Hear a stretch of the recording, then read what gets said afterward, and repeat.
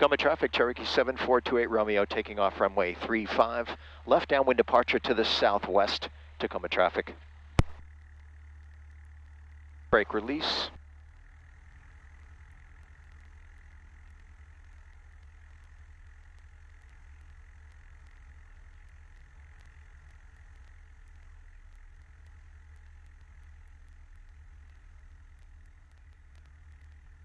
And we're lined up. Rechecking the DG, that's set. Feet off the brakes, full power, smoothly applied. Engine instruments are in the green. Power is available for takeoff, showing 2400 RPMs. Airspeed indicators live. 60, slight back pressure on the control wheel. Coming up on 70. And off ground.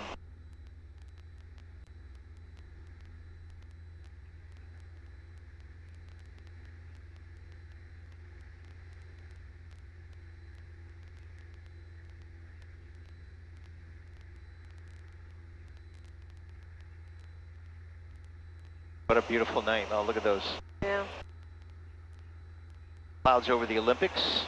Everything's clear to the south. That's looking great. Tacoma traffic, Cherokee 2 at Romeo is turning left downwind runway 35, departing southwest. Tacoma traffic.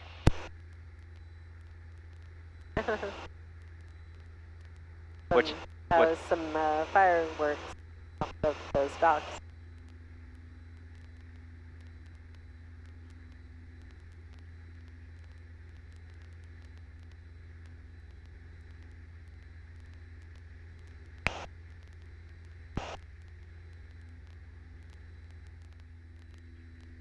Coming up on 3000.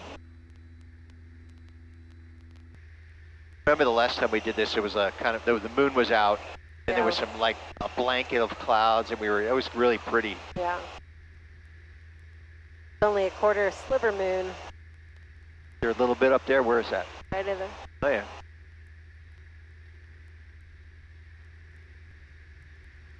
The sun is down as of 2 minutes ago, 9:19.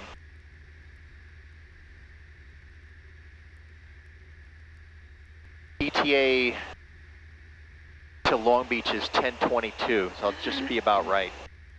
Be nice and dark enough for us to see everything down there on the ground, get some good video.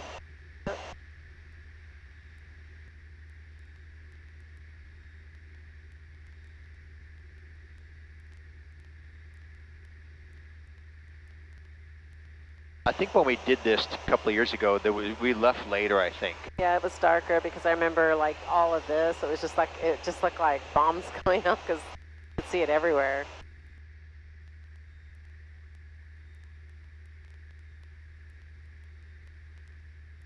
I love flying at night. Yeah.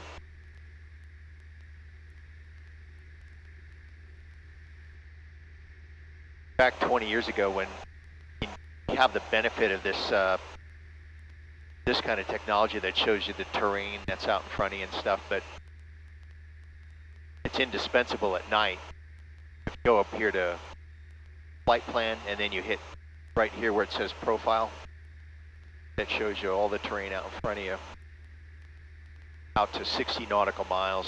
You want to blow it up, kind of see what out to 25 nautical miles. Pretty useful.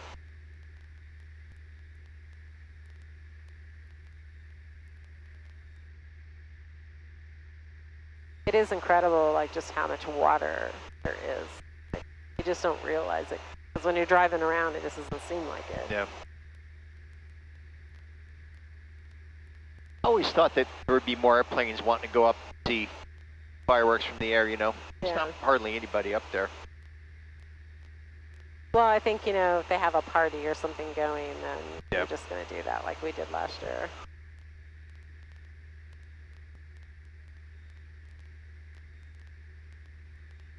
Five miles to the Olympia Airport. We're going to turn out 255 heading. Direct Hoquiam.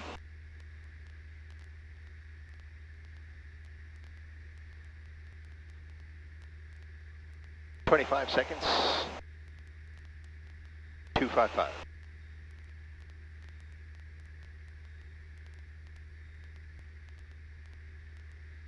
255.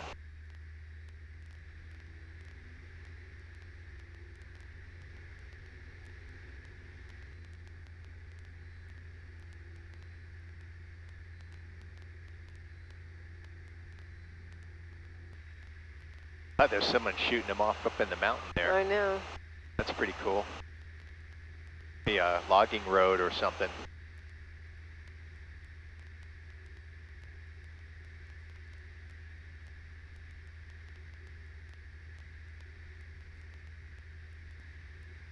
"35 miles to Hoquiam, 22 minutes.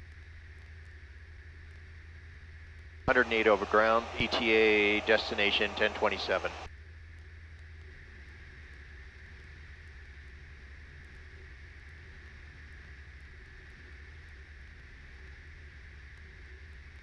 What a beautiful state. Yeah. And it's got just about everything.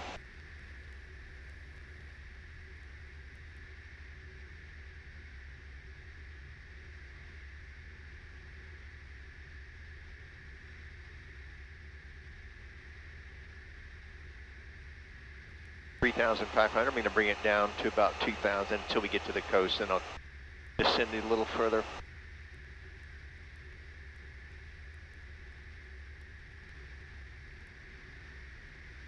I kind of like leaving this time of day better. I like being able to see the sky, you know, and Yeah. the warm red glow, all that. Be plenty dark coming back. Yeah. 3,000.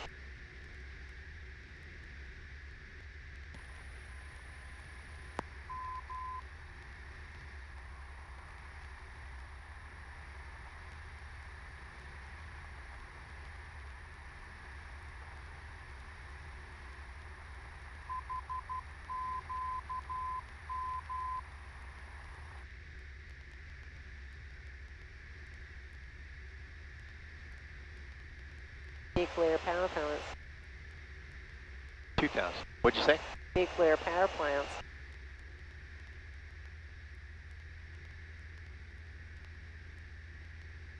Cooling towers.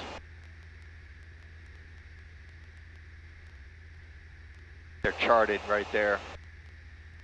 876 feet.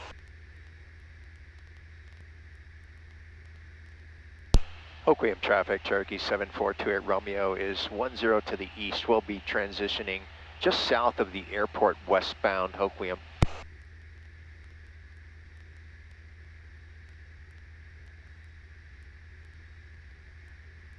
Got a nice fireworks display going on there at Hoquiam.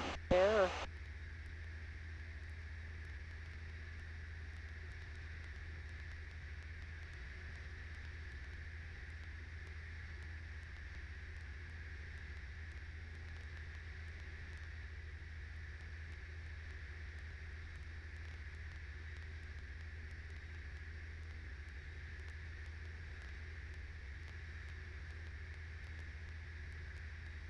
Hoquiam traffic, Cherokee 28 Romeo is now 5 to the east. We'll be transitioning just south of the airport, 1500 westbound Hoquiam.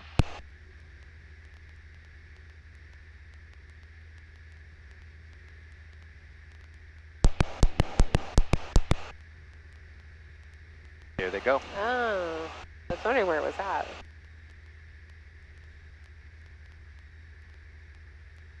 That's a firework kind of display in and of itself, isn't it? Yeah. That's a cool little, like, airport right off the... It really is. I love Hoquiam. It's even got a approach lighting system, the LS, the Rabbit. It's got a couple of different instrument procedures, an ILS, a VOR, an RNAV. It's a great airport to do instrument training. I've probably flown in there a dozen times on training flights. Huh.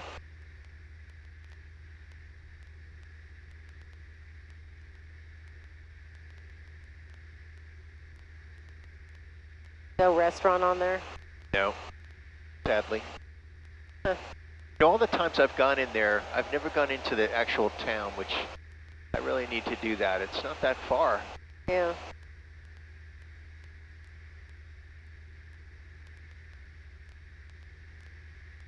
I met some of the ham operators that I've been speaking to over the course of the last several months. I met them during the airlift exercise. Yeah. Good group of guys.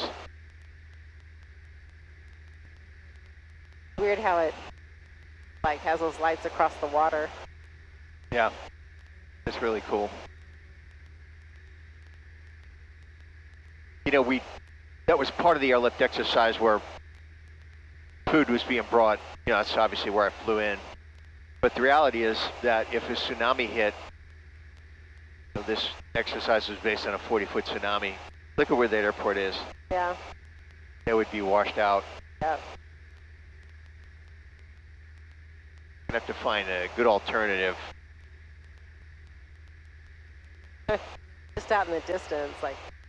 I know, and that's yeah, we'll be flying over the beach here. You know, but we'll be seeing fireworks all the way down to Long Beach.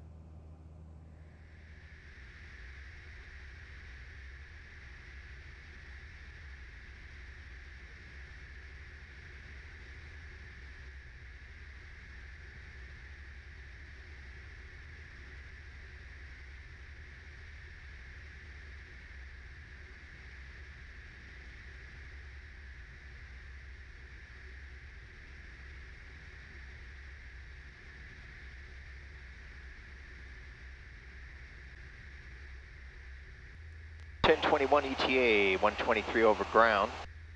It is 10:05. That's Long Beach off the nose. Going direct Long Beach now.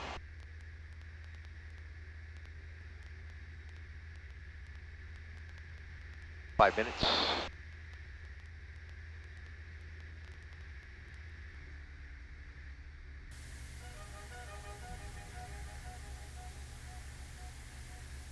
There was a lawyer once. His name was Francis Scott Key. He penned a song that I'm sure you're aware of. You've seen it. It's in most hymnals throughout our churches. It's called the national anthem. It is our song as an American. We go, however, to a ball game. We stand in our church services and we sing the words of that song, and they float over our minds and our lips, and we don't even realize what we're singing. Most of us have memorized it as a child, but we've never really thought about what it means. Let me tell you a story. Francis Scott Key was a lawyer in Baltimore. The colonies were engaged in vicious conflict with the mother country, Britain. Because of this conflict and the protractedness of it, they had accumulated prisoners on both sides. The American colonies had prisoners and the British had prisoners. And the American government initiated a move. They went to the British and they said, let us negotiate for the release of these prisoners. They said, we want to send a man out to discuss this with you. They were holding the American prisoners in boats about 1,000 yards offshore. And they said, we want to send a man by the name of Francis Scott Key. He will come out and negotiate to see if we can make a mutual exchange. On the appointed day, in a rowboat, he went out to this boat and he negotiated with the British officials. And they reached a conclusion that men could be exchanged on a one-for-one basis. Francis Scott Key, jubilant with the fact that he'd been successful, went down below in the boats, and what he found was a cargo hold full of humanity, men. And he said, men, I've got news for you tonight. You're free. He said, tonight I have negotiated successfully your return to the colonies. He said, you'll be taken out of this boat, out of this filth, out of your chains. As he went back up on board to arrange for their passage to the shore, the admiral came and he said, we have a slight problem. He said, we will still honor our commitment to release these men, but it'll be merely academic after tonight. It won't matter. Francis Scott Key said, what do you mean? He said, well, Mr. Key, he said, tonight we have laid an ultimatum upon the colonies. Your people will either capitulate and lay down the colors of that flag that you think so much of, or you see that fort right over there, Fort Henry? He said, we're going to remove it from the face of the earth. He said, how are you going to do that? He said, if you will, scan the horizon of the sea. And as he looked, he could see hundreds of little dots. And he said, that's the entire British war fleet. He said, all of the gunpowder, all of the armament is being called upon to demolish that fort. It will be here within striking distance in a matter of about 2.5 hours. He said, the war is over. These men would be free anyway. He said, you can't shell that fort. He said, that's a large fort. He said, it's full of women and children. He says, it's predominantly not a military fort. He said, don't worry about it. They said, we've left them a way out. And he said, what's that? He said, do you see that flag way up on the rampart? He said, we have told them that if they will lower that flag, the shelling will stop immediately. And we'll know that they've surrendered, and you'll now be under British rule. Francis Scott Key went down below and told the men what was about to happen. And they said, how many ships? He said, hundreds. The ships got closer. Francis Scott Key went back up on top and he said, men, I'll shout down to you what's going on as we watch. As twilight began to fall, and as the haze hung over the ocean as it does at sunset, suddenly the British war fleet unleashed. He says the sound was deafening. There were so many guns that there were no reliefs. He said it was absolutely impossible to talk or hear. He said suddenly the sky, although dark, was suddenly lit. And he says from down below, all he could hear the men, the prisoners, saying was, tell us where the flag is. What have they done with the flag? Is the flag still flying over the rampart? Tell us. 1 hour, 2 hours, 3 hours into the shelling. Every time the bomb would explode and it would be close to the flag, they could see the flag in the illuminated red glare of that bomb. And Francis Scott Key would report down to the men below, it's still up. It's not down. The admiral came and he said, your people are insane. He said, what's the matter with them? He said, don't they understand this is an impossible situation? Francis Scott Key said he remembered what George Washington had said. He said the thing that sets the American Christian apart from all other people in the world is he will die on his feet before he'll live on his knees. The admiral said, we have now instructed all of the guns to focus on the rampart to take that flag down. He said, we don't understand something. Our reconnaissance tells us that that flag has been hit directly again and again and again, and yet it's still flying. We don't understand that. But he said, now we're about to bring every gun for the next 3 hours to bear on that point. Francis Scott Key said the barrage was unmerciful. All that he could hear was the men down below praying. The prayer. God, keep that flag flying where we last saw it. Sunrise came. He said there was a heavy mist hanging over the land, but the rampart was tall enough. There stood the flag, completely nondescript, in shreds. The flagpole itself was at a crazy angle, but the flag was still at the top. Francis Scott Key went aboard and immediately went into Fort Henry to see what had happened. And what he found had happened was that that flagpole and that flag had suffered repetitious direct hits. And when hit had fallen, but men, fathers, who knew what it meant for that flag to be on the ground, although knowing that all of the British guns were trained on it, walked over and held it up humanly until they died. Their bodies were removed and others took their place. Francis Scott Key said what held that flagpole in place at that unusual angle were patriots' bodies. He penned the song, "Oh, say can you see by the dawn's early light what so proudly we hailed at the twilight's last gleaming? Or the rocket's red glare, the bombs bursting in air, gave proof through the night that the flag was still there. Oh, say, does that star-spangled banner yet fly and wave o'er the land of the free and the home of the brave? The debt was demanded. The price, it was paid. Oh, say, can you see by the dawn's early light what so proudly we hailed at the twilight's last gleaming, whose broad stripes and bright stars through the perilous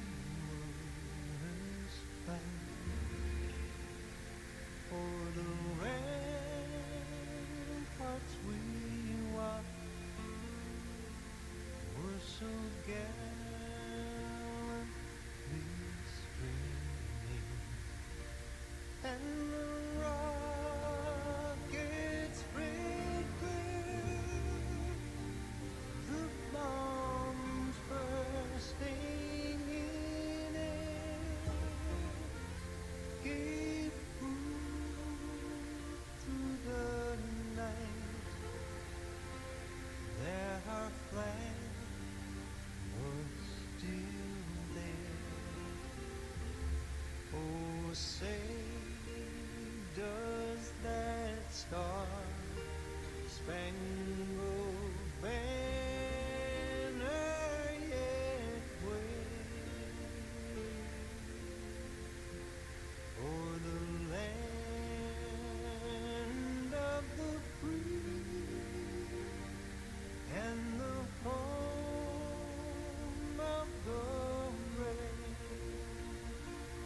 Oh, say, does that star-spangled banner yet wave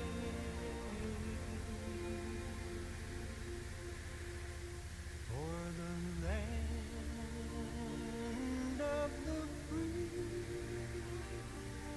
and the home of the brave?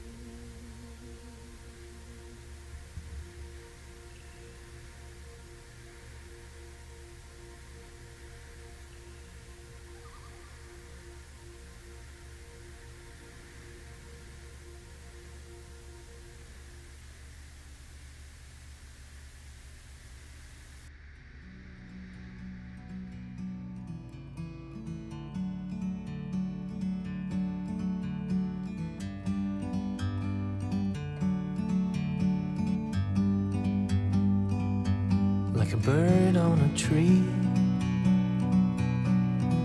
I'm just sitting here. I got time, it's clear to see. From up here, the world seems small. We can sit together. It's so beautiful, you and me. We meant to be outdoors, forever free.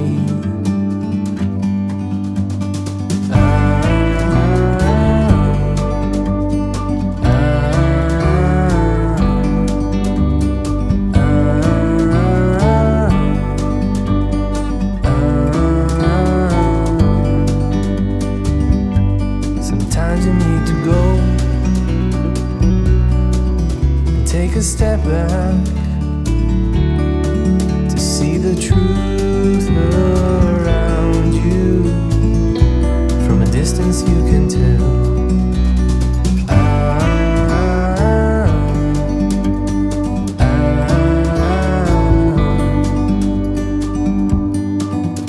You and me were meant to be.